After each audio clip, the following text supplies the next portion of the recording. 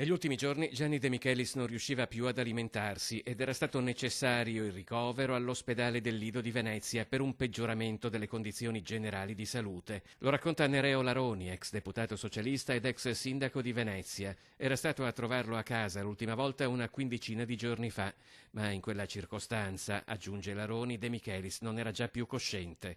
Commosso anche il ricordo di Maurizio Sacconi, l'ex ministro del lavoro, era legato a De Michelis da una stretta amicizia e militanza nel PSI. Sacconi ricorda la capacità di De Michelis di coniugare l'azione pubblica con una visione di lungo periodo. De Michelis aveva una conoscenza larga che alimentava continuamente sia con la lettura che con l'esperienza, e questo lo portava ad avere visioni straordinarie, a prevedere, come recentemente ha ricordato Boris Johnson, a prevedere con circa 30 anni di anticipo la grande invasione migratoria, sollecitando quindi l'Europa ad investire nello sviluppo dei paesi della sponda sud del Mediterraneo. Una visione politica e amministrativa di lungo periodo riconosciuta anche dall'attuale sindaco di Venezia.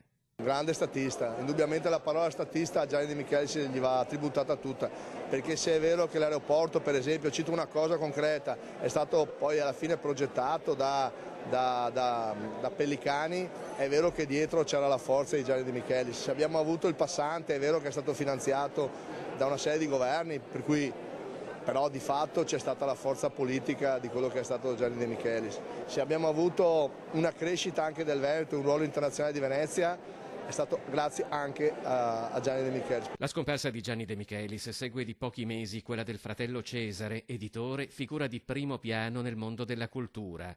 Cordoglio per la scomparsa di Gianni De Michelis è stato espresso anche dal presidente della regione Luca Zaia. È una persona che ha segnato la storia di questo territorio, è stato ministro, ha scritto, scrittore. Mi spiace la notizia, peraltro ce l'abbiamo avuto pochi istanti fa.